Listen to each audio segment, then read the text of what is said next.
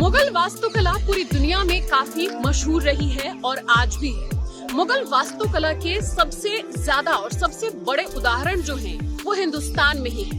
आज मैं हूँ हिंदुस्तान की इसी सरजमी की जो राजधानी है दिल्ली में। दिल्ली का हुमायूं टॉम्ब कहा जाता है कि ये वो पहली ऐसी जगह है, इमारत है, जिससे प्रेरित होकर के पूरे देश में बहुत से ऐसे वास्तुकला के उदाहरण देखने को मिलते हैं, जिसमें कि एक ताजमहल भी है। तो आज इस जगह को हम एक्सप्लोर करेंगे, लोगों से बातचीत करेंगे, इसके हिस्ट्री के बारे में जानेंगे और तमाम जानकारियां मैं आप तक भी पहुंचाऊंगी और साथ ही कुछ ऐसी अलग जानकारी भी दूंगी जो कि आज तक शायद आपने नहीं सुनी होंगी या इसके बारे में नहीं पढ़ा होगा। यहाँ पर मुगल शासकों के 150 उनकी कब्रें हैं, यानी कि 150 शाही परिवार के जो लोग थे उनकी कब्रें इस जगह पर मौजूद है। और ये हिंदुस्तान की जमीन की एकमात्र वो जगह है जहाँ की 150 मुगल शासकों और शाही परिवार के लोगों की कब्र मौजूद है। इसके बारे में किसी को कोई जानकारी क्यों नहीं है कि देश की राजधानी दिल्ली में ऐसी ये जगह है और क्यों आखिरकार इसी जगह पर इस तरह से इतनी ज्यादा कब्रों को बनाया गया, इसके पीछे का रहस्य क्या है, इसके पीछे का सच क्या है। तमाम मुद्दों की होगी बात और यहाँ आम लोगों से, जो यहाँ पर्यटक जो विजिटर्स आते हैं उनसे भी बातचीत होगी, यहाँ जो गाइड होंगे उनसे भी मैं बातचीत करने की कोशिश करूंगी। तो चलिए करते हैं शुरुआत। अमूमन ऐसा होता रहा है कि किसी शहंशाह या बादशाह ने अपनी बेगम के लिए या राजा महाराजा ने अपनी रानी की याद में महल, मकबरे, मीनार या स्मृति चिन्ह बनवाए हैं। इसका सबसे बड़ा उदाहरण हमारे देश का ताजमहल कहा जा सकता है, जिसके बारे में कहते हैं कि इसे मुगल बादशाह शाहजहां ने अपनी बेगम मुमताज महल की याद में बनवाया था। लेकिन आज हम आपको ले चलेंगे एक ऐसी मोहब्बत की निशानी पर जिसे एक बेगम ने अपने मरहूम शौहर की याद में बनवाया था। वो शौहर जो हिंदुस्तान का बादशाह था, मुगल शासक हुमायूं, जिसका मकबरा हिंदुस्तान में सबसे पहला मुगलिया स्मारक माना जाता है और ताजमहल को भी इसी की कॉपी बताया जाता है। हम ये भी बताएंगे कि कैसे हुमायूं की मौत हुई थी और दिखाएंगे कि कैसे इस स्मारक के साथ ही मुगल साम्राज्य के खात्मे की कहानी जुड़ी हुई है। इस मकबरे को ताजमहल से भी पुराना माना जाता है, तो साथ ही कई तरह के विवाद भी इस मकबरे से जुड़े हुए हैं। इस मकबरे के अंदर पहले हिंदू मंदिर होने के दावे किए जाते हैं, जिसके पीछे हैं यहाँ मौजूद कुछ स्मृति चिन्ह। कुछ पुराने फोटोग्राफ और चिन्हों से ये दावा किया जाता है कि हुमायूं की कब्र की साइट और मटेरियल एक प्राचीन विष्णु मंदिर से संबंधित है। तो आज के अपने इस व्लॉग में इन विवादों से जुड़ी तमाम जानकारियां और मौजूद साक्ष्य भी मैं आपको दिखाऊंगी और साथ ही बताऊंगी कि क्यों और कैसे इस जगह पर 150 से ज्यादा मुगल शासकों और शाही परिवार के सदस्यों और सैनिकों की कब्र बनवाई गई है। इसके अलावा मैं आपको बताऊंगी कि यहाँ मौजूद 32 बागों के समूह को क्यों जन्नत का बाग कहा जाता है। इस वीडियो के आखिर में पूछूंगी एक सवाल, जिसका जवाब देने वाले एक लकी विनर को मिलेगा एक शानदार टूर पर जाने का पैकेज। तो वीडियो को बिना स्किप किए ध्यान से पूरा देखिए।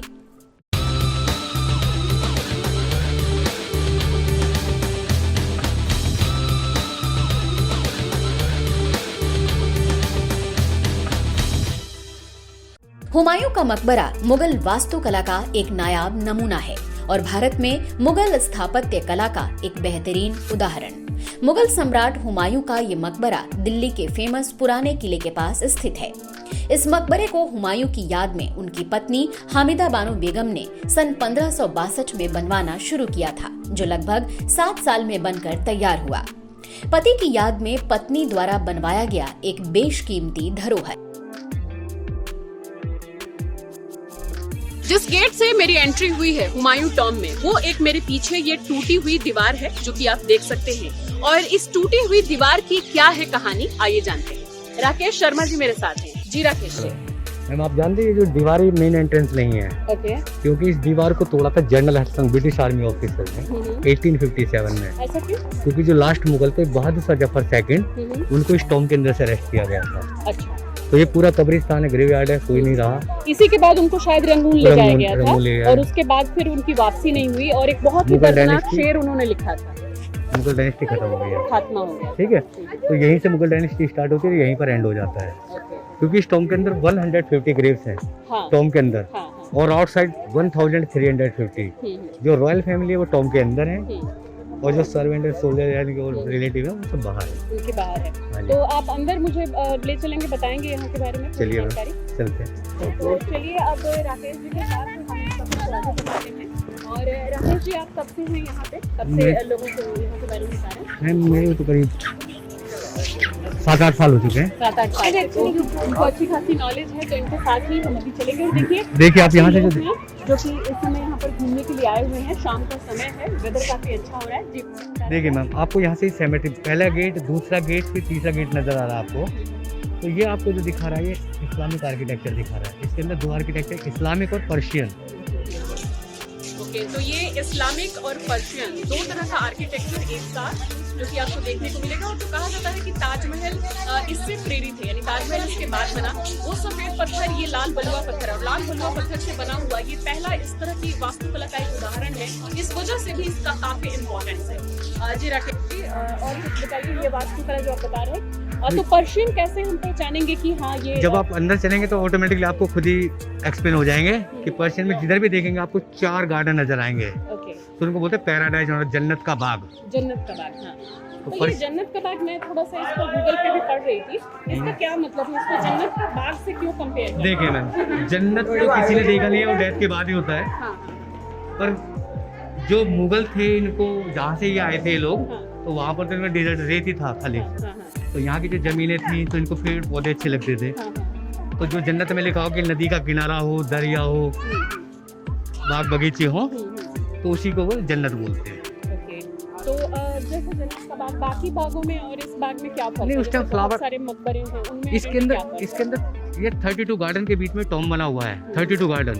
32 गार्डन। हाँ जी, हैं वैसे 4 ही बाग, उनके जो स्क्वायर करे हुए हैं वो 32 हैं। तो आप जिस भी एंगल से देखेंगे ऊपर से खड़े होकर के, आपको 4-4 गार्डन नजर आएंगे। अब ये गेट देख रहे हैं, इस गेट को बोलते हैं वू हलीमा गेट। वू हलीमा, सो वू हलीमा नेम ऑफ द गार्डनर, तो उसके नाम पर बना हुआ है। उनके नाम पर। और वो गार्डनर कौन से, कहाँ से, तो उनके बारे में कोई जानकारी? नहीं, उनके बारे में कोई ज़्यादा अच्छा, लेकिन डिटेल उन्होंने नहीं। ही इसको डिजाइन किया। हाँ जी, तो यहाँ पर 2 लोगों को ज़्यादा इंपॉर्टेंस है, गार्डनर और बार्बर को। गार्डनर और बार्बर, तो बार्बर का टॉम है इसमें एक अंदर, बार्बर का टॉम बोला जाता है, सुनाई का मकबरा। ओके, अब थोड़ी और इसकी हिस्ट्री के बारे में हम जानते हैं। ये बताइए कि कब इसका निर्माण हुआ? देखिए मैम, और- ताजमहल बनाया शाहजहां ने अपनी बेगम के लिए, इस टॉम को बनाया हुमायूं की वाइफ ने अपने हस्बैंड के लिए। बिल्कुल बिल्कुल। तो उनका नाम था हमीदा बानो बेगम। तो 1565 में ये बनना स्टार्ट हुआ और 1572 में टॉम कंप्लीट हुआ, ओके, 7 ईयर में। 8000 लोगों ने काम किया इसमें, 4000 डे करते थे, 4000 नाइट, तब ये 7 ईयर में कंप्लीट हुआ। क्योंकि रेड सैंडस्टोन आता है आगरे से और जो व्हाइट मार्बल है वो जयपुर से आता है। हाँ, बिल्कुल। तो that time we have no transportation by camel, by elephant, by river. ये हमारे मुख्य स्रोत थे, तो इसलिए इसमें 7 ईयर लगा। अच्छा, इसमें अकबर की भी कुछ भूमिका है, जैसे कि उनकी पत्नी जो हमीदा बानो बेगम थी, ऐसा कहा जाता है कि उनके निर्देशानुसार बना, लेकिन अकबर का भी बाद में इसमें रोल रहा बनवाने अकबर में। नहीं, जब उसकी डेथ हो गई थी हमीदा बानो, तो उनकी भी कब्र यहीं रख पाई गई, हाँ। मुगलों की। ओके, तो अकबर का तो खैर इसमें रोल नहीं था, वो रानी तो वही थी हाँ। उनके मरने के बाद हाँ, में, हाँ, बिल्कुल। ठीक है ना। तो अकबर की भी ज़्यादा एज नहीं थी जब वो इनको उस डेथ, समय छोटे थे। ठीक है। तो आगे हम अभी कहाँ जा रहे हैं और कहाँ जाना अब होगा? मेन टॉम पर ही चल रहे हैं। ओके, मेन टाउन इधर जो एक- है आप इधर देखेंगे, इसके अंदर एक गेस्ट हाउस है, एक मस्जिद है जो हर फ्राइडे को नमाज होती है अभी भी। यहाँ पे एक मस्जिद है, और क्या क्या है यहाँ पे? मस्जिद है जहाँ की आप बता रहे हैं कि अभी भी नमाज होती है, और क्या? एक टॉम है, इसको बोलते हैं अफसर वाला, सो मीनिंग ऑफिसर टॉम। अच्छा, उसकी क्या खासियत है? मतलब जो उस टाइम के सुपरवाइजर रहे होंगे उनका भी टॉम है। मैंने बोला रॉयल फैमिली टॉम के अंदर है, हाँ, और एज ए एक सर्वेंट दीवार एंड की- सोल्जर वो बाहर है। दूसरी तरफ जो हाँ। शाही परिवार के लोगों के अलावा हाँ, जो और सोल्जर्स या और जो लोग हैं, उनकी यहाँ पर कब्रें हैं। इस टॉम का डिजाइन मीरक मिर्जा घियत नामक पारसी वास्तुकार ने बनाया था। ये भारतीय, फारसी और तुर्की स्थापत्य शैली का मिश्रण है। वहीं इसकी डाइवर्सिटी की बात करें तो यहाँ कई प्रकार की इमारतें, राजसी द्वार, किले, मकबरे, मजार, महल, मस्जिद, सराय, सब कुछ एक ही प्रेमिसेस में बने हुए हैं। हुमायूं का मकबरा लोधी रोड और मथुरा रोड के बीच पूर्वी निजामुद्दीन के इलाके में स्थित एक खास विजिटिंग डेस्टिनेशन है, जिसे 1993 में यूनेस्को द्वारा विश्व धरोहर के रूप में घोषित किया गया, जिससे इसे एक नई पहचान मिली। इसके बाद से यहाँ अच्छी खासी तादाद में टूरिस्ट भी आने लगे। इस हुमायूं टॉम के बारे में कहा जाता है कि ये पहले बना, ताजमहल बाद में बना और इस वजह से इसको कॉपी माना जाता है। ये मेन है। आपको ऐसा देख के कुछ लगा क्या यहाँ पर आज देखने के बाद?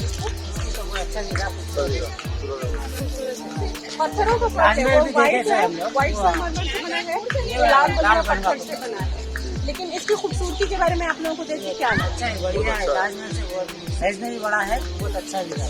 अच्छा लगा। हिस्ट्री की बातें मैं बहुत ज़्यादा उसको बिलीव नहीं करता हूँ। मुझे लगता है ताजमहल इससे पुराना है और उसके लिए रिसर्च चल रहा है कि वो ताजमहल हो सकता है ताजमहल की कॉपी हो ये। अच्छा, आपको ऐसा लगता है कि मतलब ये ताजमहल की भी कॉपी हो सकता है?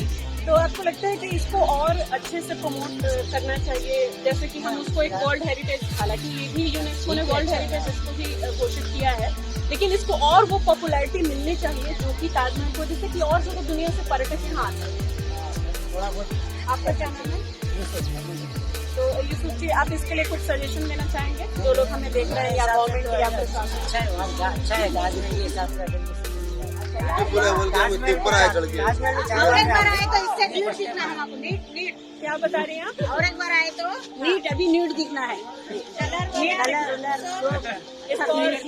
फिनिशिंग और चाहिए और खुश हो जाएगा, और फिनिशिंग अगर की जाए तो और खुश हो जाएगा और अच्छा लगेगा। और अच्छा लगेगा। अच्छा, क्या नाम है आपका? मेरा नाम समीना, आप कहाँ से आई हैं? हैदराबाद से। आप भी हैदराबाद से आई हैं?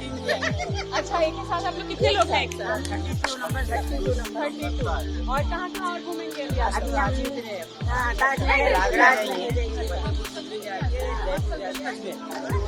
लास्ट 5 दिन एंजॉय कर रहे हैं कोविड के बाद? एंजॉय करने आए हम, फुल एंजॉय।